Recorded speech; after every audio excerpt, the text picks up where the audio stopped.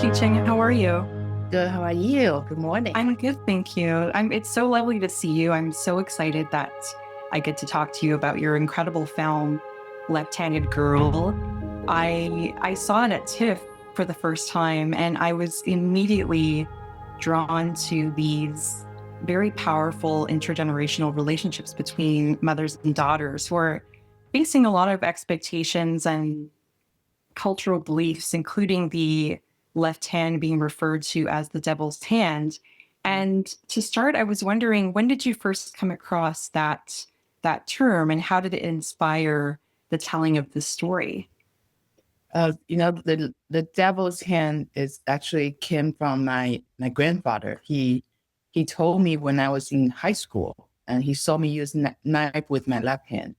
So he scolded me. He said, "Left hand is devil's hand," and he asked me not to use it again. So that was the idea of the movie started. Yeah, and I understand also that this idea was one of the earliest that you had, going back to over a decade ago when you first met Sean Baker, and you have this incredible partnership together. I'm wondering, in the time that it took to get the film made, how did your relationship to the story change over the years? And was the focus always going to be through the little girl's perspective and point of view? Yeah, well, from the very beginning, I kind of told him the idea of in 2001 when we first met, and we went to Taiwan to kind of find the story. Also, if he needs to know Taiwan because he never been. So, through that trip, we have this like a basic structure, but it's not until 2010 we went back to Taiwan again. We stayed there for 1 month and kind of did the night market scouting, also, getting know Taiwan, getting know the Taiwanese life better. And we finished the script there. We also found this little girl in a night market. And, we were so surprised that this girl actually exists in the night market. So that really excited us. We thought, wow, we found this like the phototype character for our story. So we actually did a first trailer with her. We follow her through the night market, and we just recently revisit this video.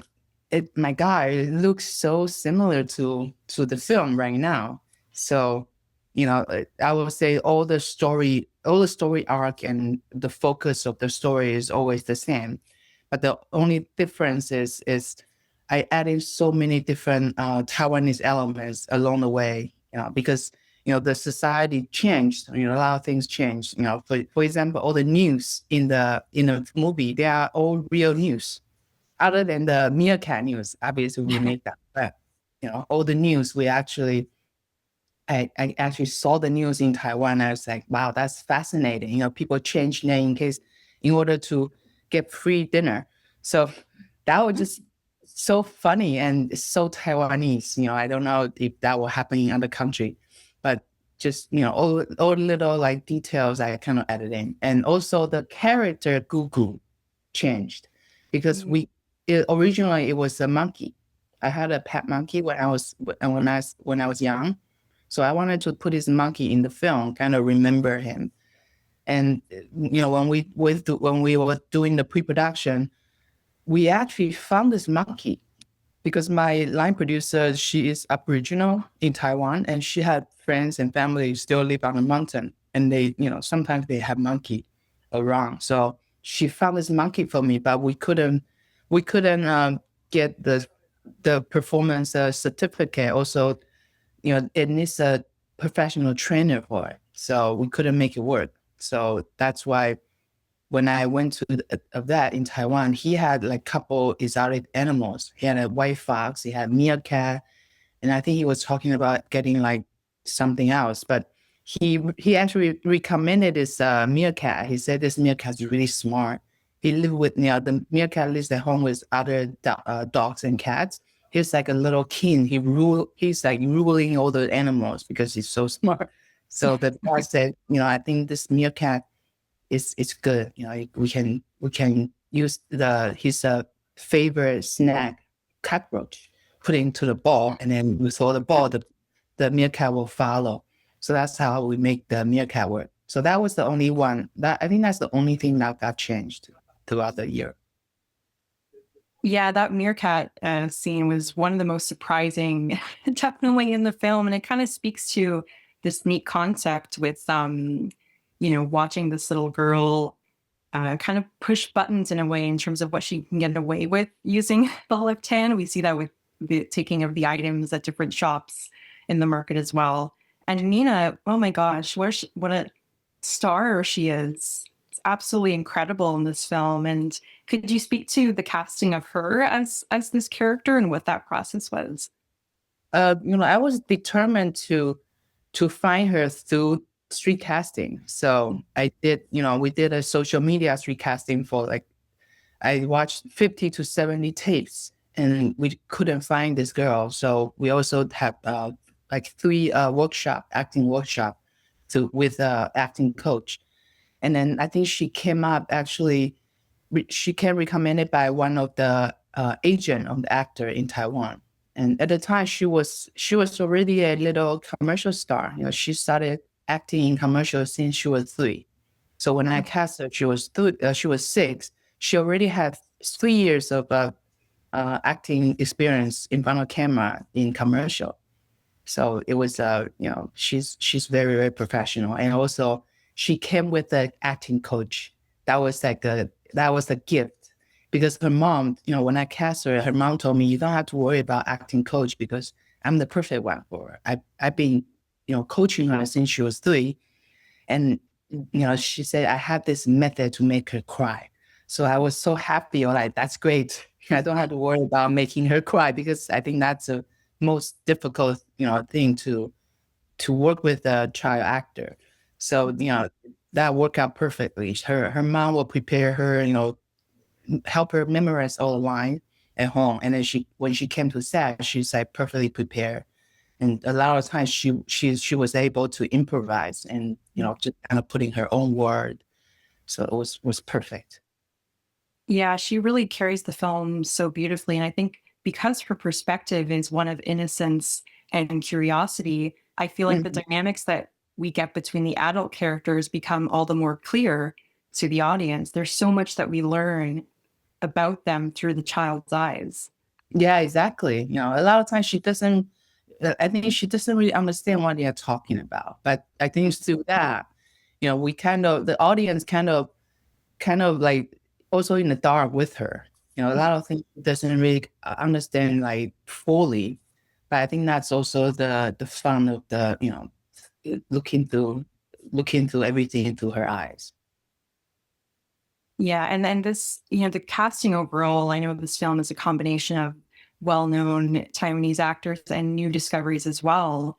I understand that this was Shih-Yuan Ma's first acting role, playing the big sister, which is absolutely incredible. She was a total natural on Yeah. screen. Yes, I mean it's such a fine. I'm so pleased that when I found her, I knew when look at her face, I knew like she is Yan. She's that character, and she's a natural born actor. I can't ask for anything better. Like I remember one of the scenes she has to cry, so she will cry on cue, right? She cry, and then after I said cut, she said, "Can I try again? I want to try differently." And then she cried again, different, like in different way. I was like, "Oh my God, this is crazy! I found a gem."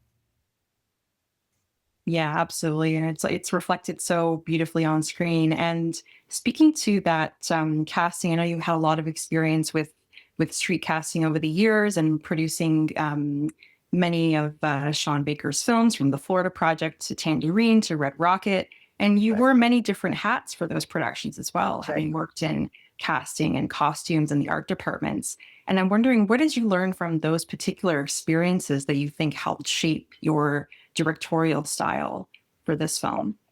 I think it's just so, it's wonderful that I found a partner. We have like very pretty much the same taste on film. So, throughout from takeout, right? We kind of just 2 people team. We work on that. We kind of create that film together, and through working on that film, we basically developed this very special research method. we have to, two of us, we had to do everything ourselves. So we also learn how to use very limited resources, but make the film looks, much more than just $3,000. So I think that was is a great learning experience for both of us. And throughout the years, we kind of developed this very, shooting on the real locations and how to go in there and make friends with the community, how to mix their stories into our story, to make everything more authentic. So, I think that it feels like 20 years of learning, working on films, also learning all the different methods, just kind of perfect my filmmaking skills. And it's wonderful. And, just working on all different wear so many different hats. I think that's just how you can see in Left-Handed Girl, I kind of just put everything together the same way we put together Takeout and Tangerine, all the other films. Yeah, and there's a very special emotional resonance I feel from that approach, because in watching this film, I was reminded of Takeout, and just by watching, for instance, the day in the life experiences of that film and the food deliveries and the kitchen dynamics, we really get to the heart of this story of an immigrant trying to stay afloat. And similarly, in Left-Handed Girl, just by watching the kind of everyday mother-daughter interactions and the night market dynamics, we're getting to the heart of a family trying to adapt and grow. And it's full of all these subtle details. And I'm wondering, how do you kind of decide and I guess navigate through which little moments to prioritize and what to show? Well, I think just, because everything is inspired by real life, a lot of things that I basically just put my own life experiences in there as well. So, a lot of dynamic, like the siblings. My mom has five sisters and one brother. So I kind of know how the siblings, how the competition, how they fight, how they make out, how like, especially, when you see the fight, right? It's so crazy. But next day, it's like nothing happened, So I think just a lot of, I wanted to show all the facets of the life, not just the sad part, but also the happy part, because a lot of time we laugh together, we cry together, but it's just so many different look of the life. Then, I think it's so important to show them all together. Yeah, and speaking to that fight and just the birthday party scene in general, I was completely taken aback. I was not expecting the story to unfold in that way at all. And it kind of speaks to how well you also incorporate the thematic elements of the story, and particularly breaking the conformity of saving face. And that kind of builds to that birthday party Right. scene, which is very, very powerful. Thank you. Yeah, and then the ending is actually very heavy. It's inspired by Mike Lee's Secrets and Lies.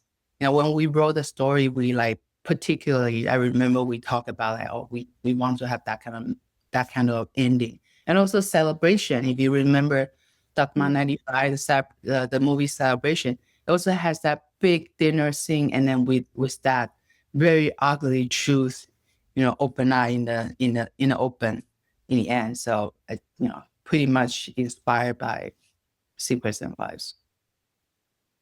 Yeah, and also yeah, you're right. It's the kind of social realism that we get in a lot of Lee's films as well. And I also think that shooting with an iPhone as well, there's kind of a home movie kind of feeling to it that also it really creates an immersive experience and puts you in the heart of what the characters are going through. Right, definitely. And the decision of using an iPhone is not just for the look. It's also just I want to film in the real night market, and then that's the only way, because when you hold out a camera in a busy night market, everybody is going to stop and then look. They want to see who's in the film and what you are doing. I remember the first day, like we even had people who wouldn't go away. They just want to be there.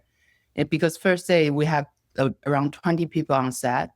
That's the whole crew, 20 people. And then they just like watching from across the street, they all wear black t-shirt. So immediately, like all the passing by people, they know we are making a film.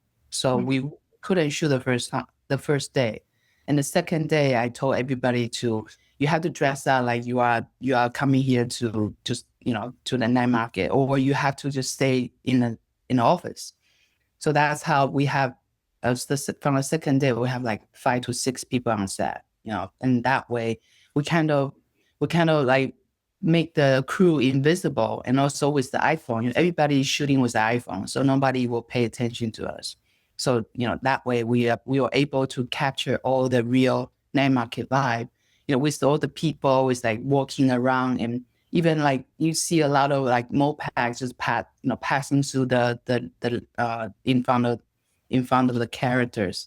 So that's all the intention, and we want that real night market vibe. Absolutely. And it almost kind of becomes a character of its own, because Right. it takes on an energy of its own. And you did such an incredible job of maintaining that natural kind of electric vibe of it, while also navigating so well through all that space. Right. That's it. The character, the night market is definitely one of the characters, just like all our other films, the locations are so important. Yeah, and also the overall setting of the film is very vibrant and colorful, and we kind of get that right from the beginning with the kaleidoscopic opening credits. Could you Right. speak to working with your cinematography team on finding that visual language together? Well, I had a very intensive meeting with one of the cinematographer, Akio Chen. He's actually the first. At first I hired him as a cinematographer, but we know we have multiple cameras. I got like 4 iPhones from Apple, so we knew we need more people to work on it. So he recommended his partner, Zihao. They work together for many different projects. So, he thought that's a perfect person to work together. So when I have a meeting with Keqing, we actually sit down for like probably 4 or 5 days, just kind of break down the script, break down every scene, and talk about, okay, so this scene we want to focus on Yan or Yijing, and then from this scene is from whose point of view. So through that, working on that, breaking down, we know, like for example, in night market, if it's the little sister walking or talking, then we know we have to stay on her angle, kind of see through everything through her level. So you will see in night market, it will stay on a very low angle. It kind of feels like this very beautiful invitation to explore this part of the world. And I mean, I definitely want to visit that night market, for instance, and experience the energy. And I'm wondering, did you feel that making this film sparked any kind of rediscoveries about your home country? Oh my God, totally. I feel like when I make this film, I basically rediscover all the beauties at every corner in Taipei. That's how it feels like. It's also a love letter to Taiwan, for my point of view. And especially when I see all those very Taiwanese things, and the cinematographer will ask me like, why do you want to film that? That's really ugly. And a lot of like all the Taiwanese directors trying to avoid that. But I will tell them like, well, this is Taiwan. That's what you can see it. Like when you look at it, that's Taiwan. Of course I want to show that. To them, they because they live there. So they probably take everything for granted. But when I just visit them once a year, everything, it feels so nice and it's so Taiwanese. So that's why I want the audience to see all the beauty of Taiwan. Mm. Yeah, and speaking to the audience, I know we're almost reaching the end of our time together, but I wanted to wrap by asking about your festival journey with this film and bringing Left-Handed Girl to audiences around the world, from Cannes to Toronto to London. Were there any particular responses out of the festivals that have stood out to you? Well, I think it's a very first Cannes premiere. After the premiere, a lot of audience came to me and talk about their left-handed story, and that surprised me, because I thought like that is a very cultural, specific. Especially when I started talking about this film in Taiwan, a lot of people told me this does not exist anymore. Your idea is too old. But I just told them that that's my story. I want to tell my story. But surprisingly, like after even Cannes, not just Cannes, like throughout all the film festival, there's so many left-handed people talk to me about their left-handed, nightmare. So it was surprising. And even Nina, when I remember the first day on set, Nina's mom told me Nina was left-handed, and she got corrected by her grandmother because the grandmother didn't like the idea she's left-handed. So then that was 2022, and Nina was 6. So that just proved that whoever said like left-handed doesn't exist anymore. That just like people, sometimes people don't they when they don't hear about it, they don't know about it. So I'm so happy that I make this film and so many left-handed people resonate, with it. And not just the East, like Asian audience. A lot of Western audience also have the left-handed stories. Yeah, it's got that personal, it strikes that personal chord, and at the same time has this universality to your storytelling as well. Right. Yeah. So that was a surprise, and it's a very nice surprise. Yeah. Yeah. So as we reach the end of our time here, I wanted to know if there is anything else that you're working on at the moment, or if you have any ideas that you're kind of sitting with and would like to explore in another film. Well, I am actually like, throughout this festival traveling, I also heard so many fascinating stories from the local people I meet. So my dream is travel to different countries and tell their stories from the different cities, different countries. I think that would be so wonderful, and also will be a challenge for myself. Amazing. Well, a lovely, lovely note to end on. Shih-Ching, thank you so, so much for making this film, for your time today. And it was such a pleasure to chat with you. Thank you so much for interviewing me and like the film. Thank you. I love the film, and I can't wait to see it again as well. Great. Thank you so much. Thank you. Have a great day. You too. Bye-bye. Bye.